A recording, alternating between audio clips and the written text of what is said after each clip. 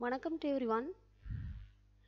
இன்னைக்கு கிளாஸில் நம்ம அடுத்து தெரிஞ்சுக்க போகிற விஷயம் என்ன அப்படின்னு பார்த்தீங்கன்னா, construction and working of Van de Graaff generator. Van de Graaff generator வந்துட்டு எப்படி வடிவமைச்சிருக்கோம், அதனோட செயல்பாடு என்ன, அதனோட பயன்பாடு என்ன அப்படிங்கிறத தான் இன்னைக்கு கிளாஸில் நம்ம தெரிஞ்சுக்க போகிறோம். In 1926, Robert Van de Graaff designed a machine which produces a large amount of electrostatic potential difference up to several million volts, especially 10⁻⁷ volts.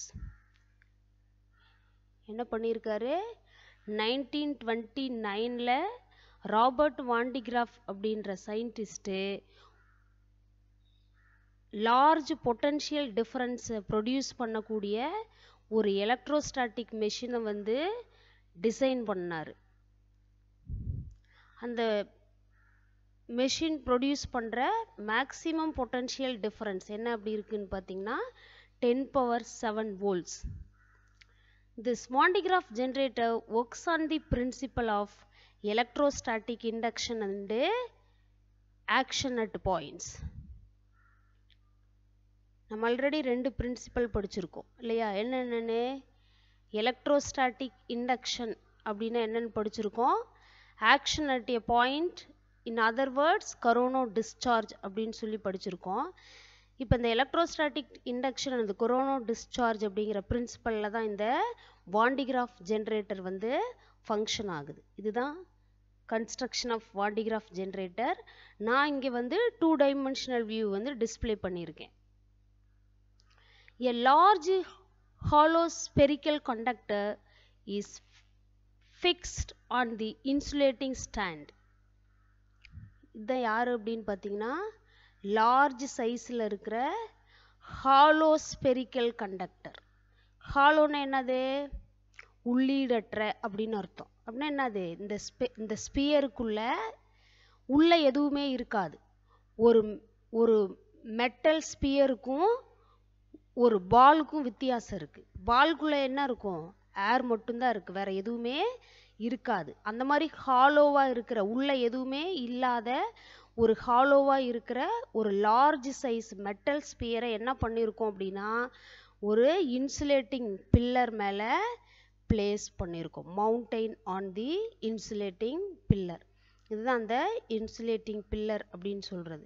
அது என்னது இன்சுலேட்டிங் பில்லர் அப்படின்னா, இந்த பில்லர் வந்து சார்ஜை கண்டக்ட் பண்ணாது. இது எர்த், இது சர்ஃபேஸு. இந்த பில்லர் கன்ஸ்ட்ரக்ட் பண்ணி அது மேலே அந்த லார்ஜ் சைஸ் மெட்டல் ஹாலோ ஸ்பியரை நம்ம மவுண்டைன் பண்ணியிருக்கோம். அதான் நான் இவ்வளோ நேரம் சொன்னேன். A large hollow spherical conductor is fixed on a insulating stand. A pulley B is mounted at the center of the hollow sphere and another pulley C is fixed at a bottom. 2 புள்ளி எடுத்துருக்கோம். அதாவது கப்பின்னு சொல்லுவோம், உருளை. கிணறுலலாம் தண்ணி சேர்ந்து எடுத்துகிட்டு வருவோம் இல்லையா, அந்த மாதிரி கப்பி உருளை. இப்போ மெட்டல் ஸ்பியரோட சென்டரில் வந்து பிங்கிற புள்ளியை பிளேஸ் பண்ணியிருக்கோம்.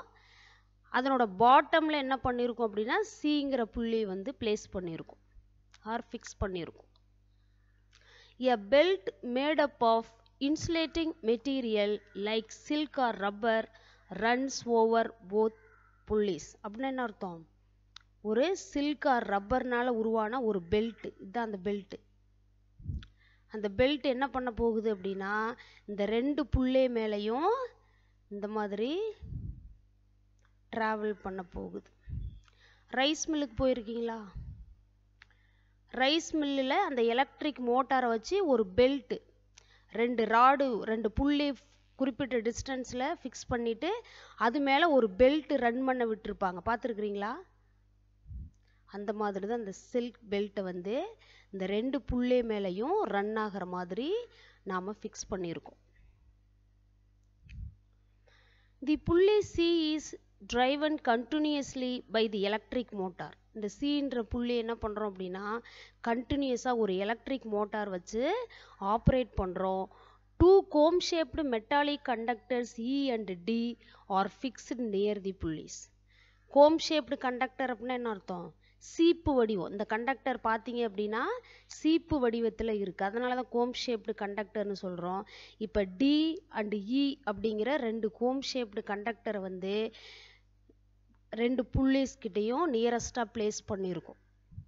டின்ற சி அப்படிங்கிற புள்ளிக்கிட்ட டின்ற கோம் ஷேப்டு கண்டக்டரையும் பின்ற புள்ளிக்கு நியரஸ்டாக இ அப்படிங்கிற கோம் ஷேப்டு கண்டக்டரையும் நம்ம பிளேஸ் பண்ணியிருக்கோம். The comb D is mounted at a positive potential.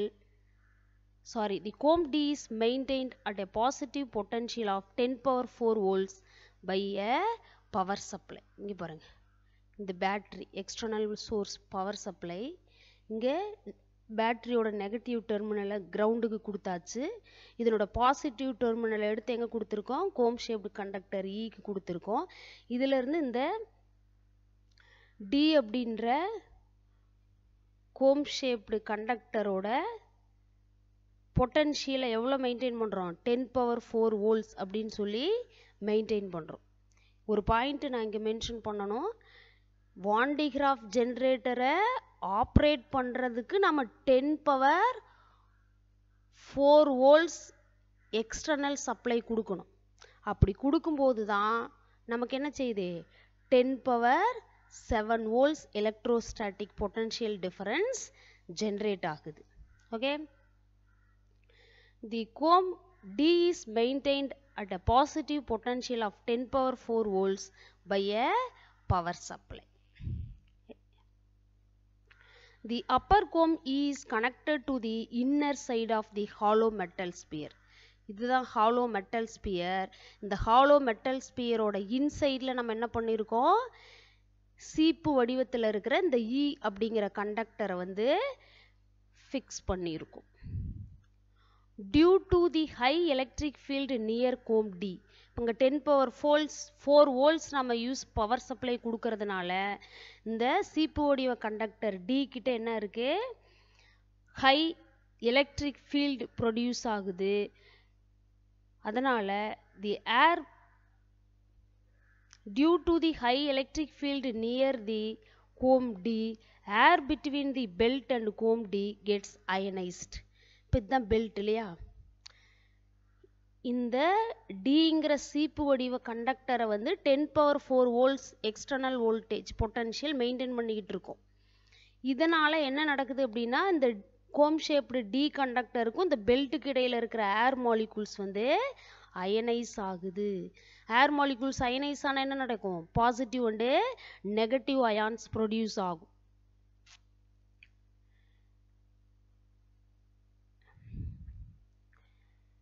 The positive charges are pushed towards the belt and the negative charges are attracted towards the comb D.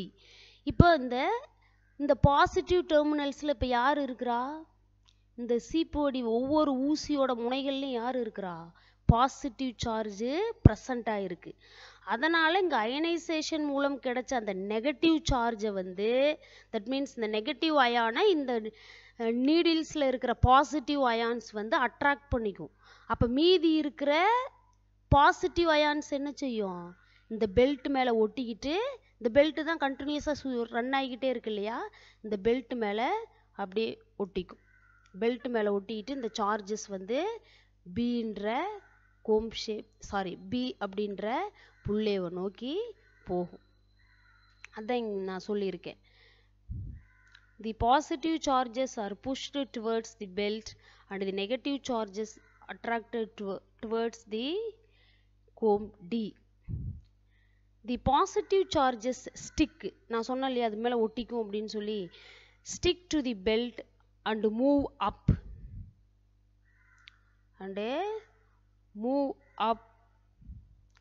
when the positive charges reach the comb E. இப்போ இந்த belt மேலே ஒட்டிக்கிட்டு எங்கே வரும்? Positive charges இதில் வரும். இங்கே வந்து இந்த ஈன்ற கோம்பு ரீச் ஆகும், சீப்பு வடிவ கண்டக்டரை ரீச் ஆகும். அப்படி ரீச் ஆகும்போது a large amount of negative and positive charges are induced on either side of the comb E due to the electrostatic induction. Positive charges upwardல போய் இந்த E கிட்ட வரும்போது electrostatic induction principle பேஸ் பண்ணி இங்க என்ன நடக்கும்? Positive and negative ions induction நடக்கும். Yes or no? As a result, the positive charges are pushed away from the comb E. இப்போ either sideன்னு ஒரு வார்த்தை நான் யூஸ் பண்ணேன். இங்கே பாசிட்டிவ் சார்ஜ் ஆல்ரெடி இங்கே வந்துட்டு இருக்கு.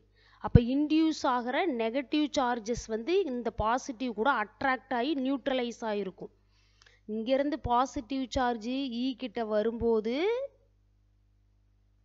எலக்ட்ரோஸ்டாட்டிக் இண்டக்ஷன் நடக்கும். அப்படி நடக்கும்போது ஜென்ரேட் ஆகிற நெகட்டிவ் அயான்ஸ் இந்த சைடும், பாசிட்டிவ் அயான்ஸ் வந்து அதர் சைடு. அதுதான் எய்தர் சைடுன்ற ஒரு வார்த்தையை நான் யூஸ் பண்ணேன். அப்போ அதர் சைடும் இருக்கும். இப்போ இந்த பெல்ட் மேலே வந்துட்டு இருக்கிற இந்த பாசிட்டிவ் அயான்ஸும் இங்கே ப்ரொடியூஸ் ஆன நெகட்டிவ் அயான்ஸும் நியூட்ரலைஸ் ஆயிரும். அப்போ இந்த மீதி இருக்கிற பாசிட்டிவ் அயான்ஸ் என்ன ஆகும்? This positive ions are distributed on the surface of the sphere. இந்த இடத்துல அப்ளை ஆகிற பிரின்சிபல் வந்து எலக்ட்ரோஸ்டாட்டிக் இண்டக்ஷன். ஆனால் இங்கே அப்ளை ஆன பிரின்சிபல் என்னது? Action at points. இங்கேருந்து பாசிட்டிவ் அயான்ஸ் வருது. இந்த ஷார்ப் எட்ஜஸ் ஆஃப் தி நீடில்ஸில் வந்து பாசிட்டிவ் அயான்ஸ் இருக்குது. இது வந்து இங்கே இருக்கிற ஏர் மாலிகூல்ஸ் அயனைஸ் பண்ணி பாசிட்டிவ் அயான்ஸை வந்து ரிப்பல் பண்ணும், நெகட்டிவ் அயான் அட்ராக்ட் பண்ணும். அப்போ இங்கே இருக்கிற பாசிட்டிவும் இந்த அட்ராக்டான நெகட்டிவும் நியூட்ரலைஸ் ஆகும். மீதி எக்ஸஸாக இருக்கிற பாசிட்டிவ் அயான்ஸ் தான் பெல்ட் மேலே என்ன பண்ணுது? அப்வேர்டை நோக்கி ட்ராவல் பண்ணுது. அப்போது கோம் டி கிட்ட அப்ளை ஆகிற பிரின்சிபல் யாரு? Action at points or corona discharge. அதுவே இந்த கோம் இ கிட்ட அப்ளை ஆகிற பிரின்சிபல் யாரு? Electrostatic induction. அதனால தான் இன்ட்ரோடக்ஷனில் பார்த்தோம், வாண்டிகிராஃப் ஜென்ரேட்டருங்கிறது ஒரு டிவைஸு. அந்த டிவைஸ் வந்துட்டு எலக்ட்ரோஸ்டாட்டிக் இண்டக்ஷன் அப்படிங்கிற பிரின்சிபலில் தான் ஒர்க் ஆகிக்கிட்டு இருக்கு. Since the sphere is a conductor, இந்த ஸ்பியருங்கிறது ஒரு மெட்டல் கண்டக்டர் அப்படிங்கிறதுனால the positive charges are distributed uniformly on the outer surface of the hollow sphere. I think all are got clear idea about this. At the same time, the negative charges nullified the positive charges here. Already I said that in the belt due to the coronal discharge before it passes over the pulley.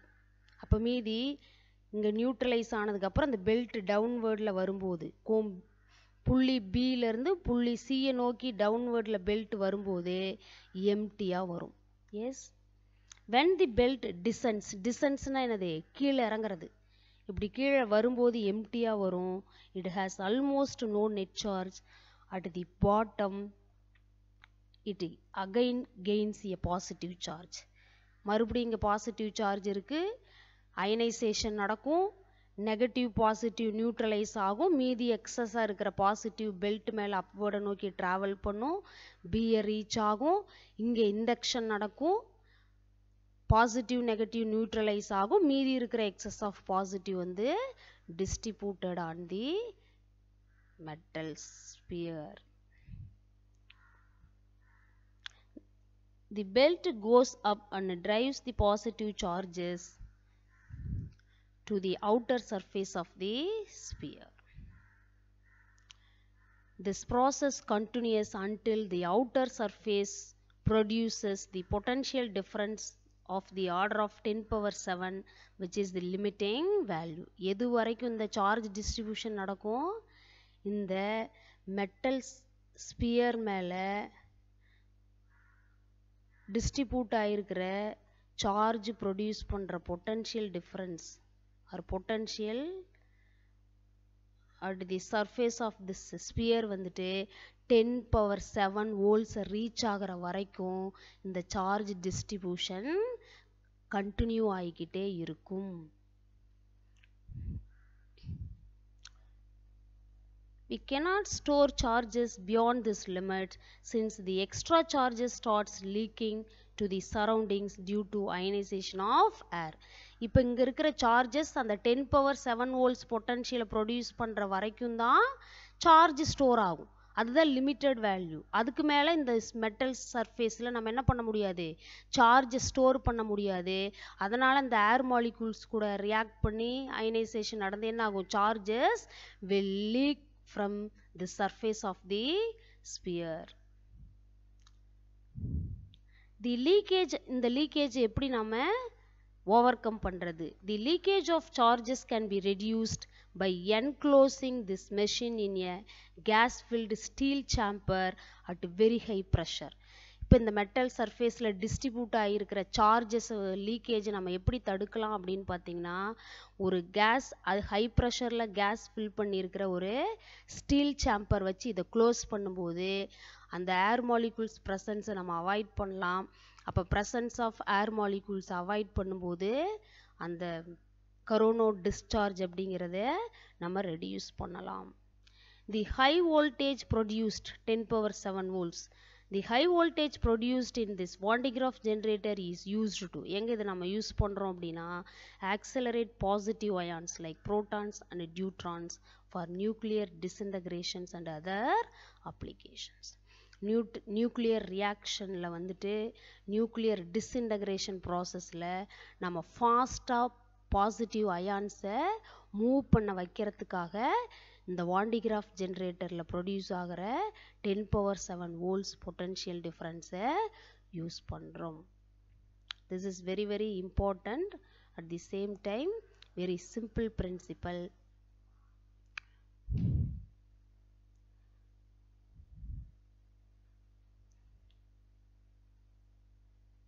What is the principle of Van de Graaff generator? Action at points where it will occur near the comb D. And another one principle, electrostatic induction, where it will occur near to the comb E. These are the principles of Van de Graaff generator. Thank you.